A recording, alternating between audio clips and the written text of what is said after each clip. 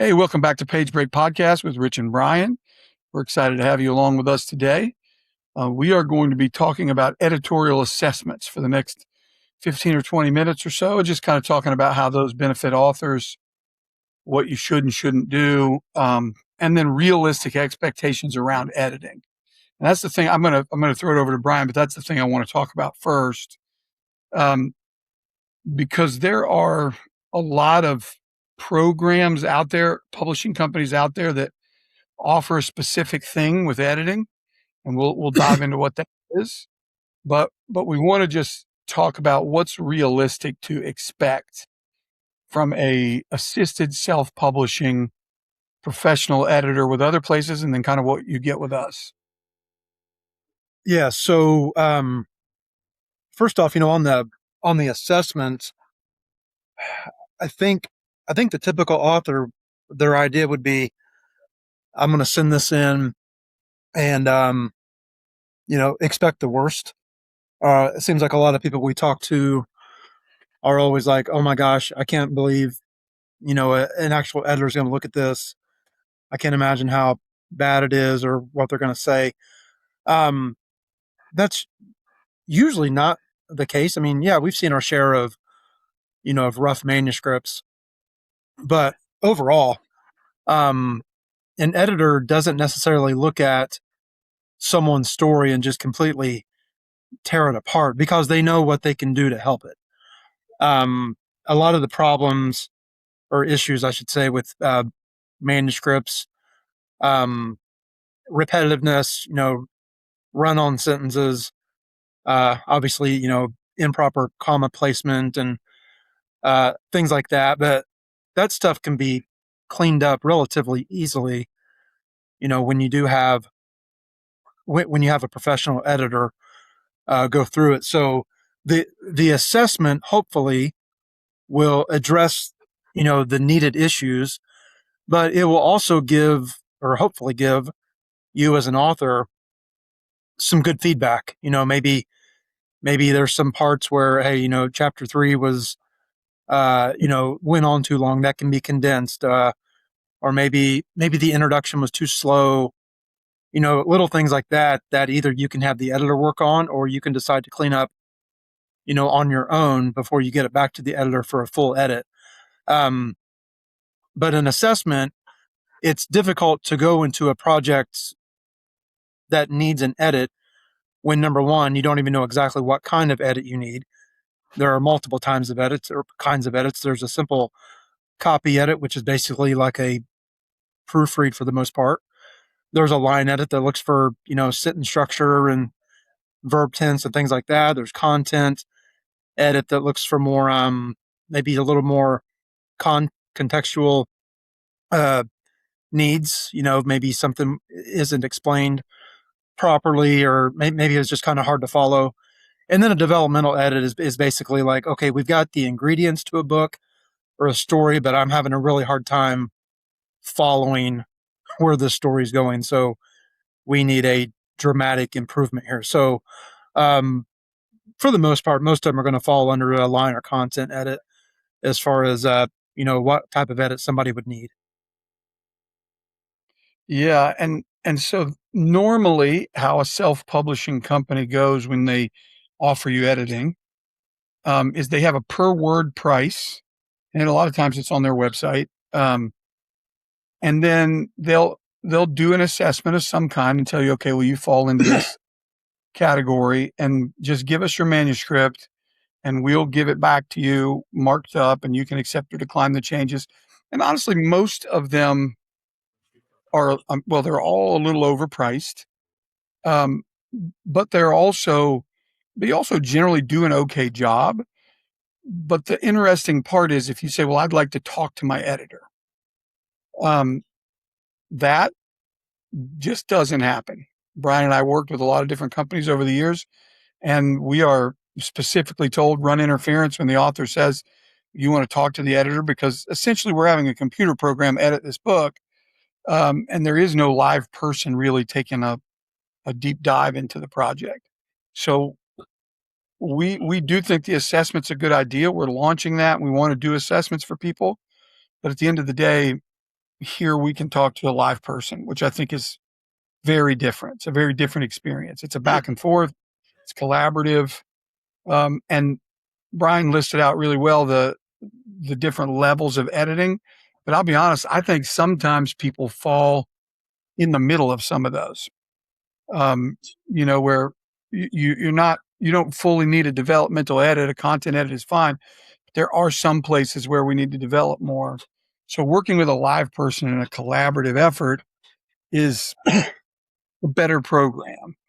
Um, if you have worked with a publisher and you pay, 8 cents a word or whatever they end up charging you, and then you go, well, I'd really like to speak to the editor, and they're like, oh, well, my line was always, well, the editor has to uh, focus on their work, so they can't spend time talking to authors. Um, and after a while, we just felt bad about doing things like that, and that's kind of how we moved over to what we're doing now. But if you can't talk to your editor, then there's likely an issue. If you're doing an editorial review and then you agree with the editor's findings and you pay for editing, you should be able to communicate with that person, at least via email. I mean, our editors don't always get on the phone or Zoom calls with people. They do sometimes, but certainly communicate with a live person through email. So that's why we feel like the launch of this new editorial assessment process is going to be really helpful for authors. I'm going to make one more point, and then I'll let Brian make a few more. Uh, Also, most assisted self-publishers, again, we know this from experience, would not allow you to just purchase an editorial assessment and just editing. Let's say you have some sort of inside track from a design and distribution standpoint, and you don't need us for that, but you still would like an editorial assessment and then to pay for editing and then do your own thing. We don't necessarily recommend that, but you can do it, where most places just won't allow that. So that's a couple of things, live editors and editing only, that we're offering that I don't think a lot of other people are. Yeah, no, that's definitely right. Um, yeah, Rich made a good point. Like, you don't have to.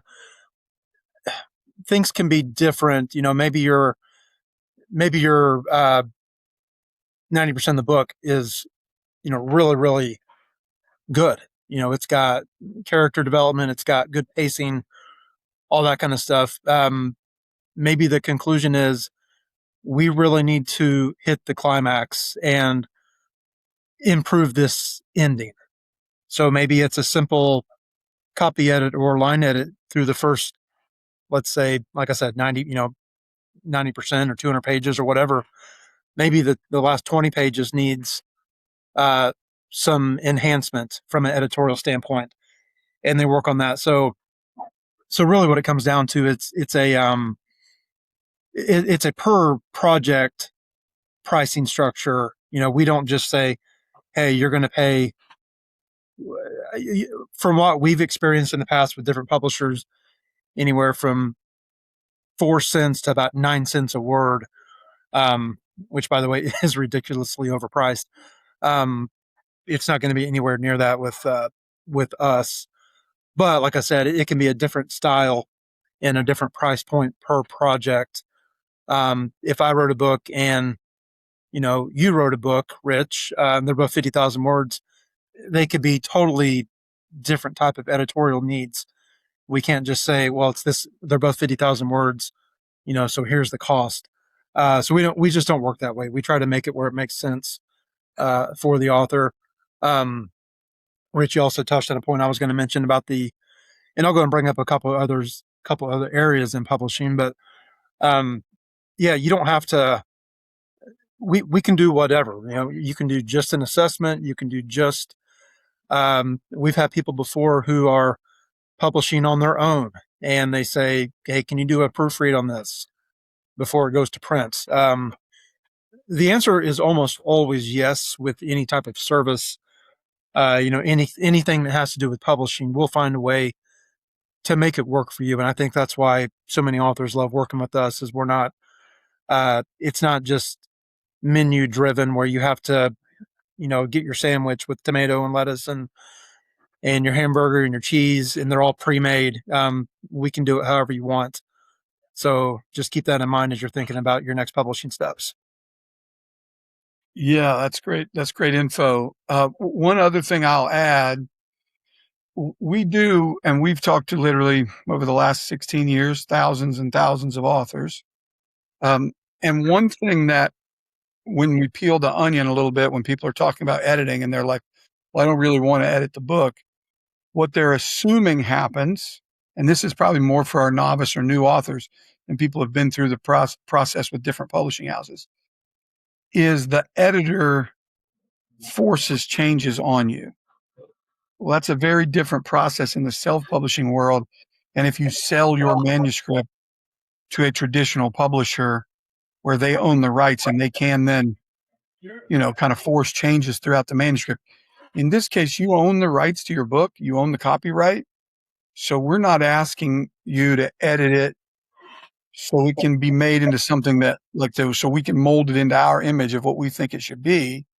We just want to make it the best book it can be. So you always have the ability to go through and accept or decline changes. We had an author not too long ago who was a little bit new to this process, and when they got their manuscript back, it had a lot of markups on it. But there's a little side tab, that tells you what each markup is and what the reason for those, and then suggestions for other things. And there's a lot of information in there. But he never opened that side tab. He just saw his manuscript just bloody red with all the marks on it. And he called back. He's like, I can't do this. There's too. And then I'm like, just click that side tab open and see you can accept or decline. There's suggestions. And then we went through the process together, and it was he just loved it. Matter of fact, he ended up writing a bunch more stuff. So don't be afraid of editing that, they're going to change my manuscript so much that I'm not even going to recognize it. That won't happen. Because you have the final say so on which changes get accepted or declined. And there'll always be explanation around, okay, well, we're going to cut this chapter. We think we need to move this paragraph to this place. You'll get good feedback on why that is. And I would say roughly 70% of what our editors suggest, the author normally accepts. I would, encourage you to look very hard at the suggestions they make, but we know you're not going to accept them all. So understand that it's your book and the content is going to be yours. We're just trying to help make it the best it can be. Right. No, that's a good point. Just finish off here, wrap this segment up, but just a real quick uh, sample of what you're talking about would be, so we have a lot of being a Christian publisher, we have a lot of people from the South, the Bible Belt area. And what do a lot of people in that area, when they say you all, what do they say? They say y'all. Y'all. And that's how they write as well. So from an editorial standpoint, obviously that is not grammatically correct. But at the same time, when someone wants to be genuine and be who they are, we don't expect you, as if that's your book and that's your voice, that's how you speak, we would not expect you to change that, if that makes sense. So that's a good point of kind of what Rich was talking about there. But yeah, reach out to us. We'll walk you through it. Like we said, we can do as little or as much as needed from an editorial standpoint, from an author coaching standpoint, from ghostwriting, assessment, full edit, whatever. But don't be afraid just to have that conversation and find out what makes sense. So, that's all I've got on this topic. Yep. Thanks for tuning in to this edition of Page Break Podcast, guys. Definitely reach out to us for an editorial assessment. We charge $349 for one of those. It's well worth it. Even if you don't end up editing here, you'll certainly get a lot of feedback that'll help you in the writing process. Even if you want to send us 3 chapters because you're still working, we can certainly do that. Yeah. And check it, genesispublishinghouse.com. That's where you would go. Just simply hit the contact us button and put your phone number, email address in, and reason for your message, and we'll generally contact you within one business day. All right, we are out.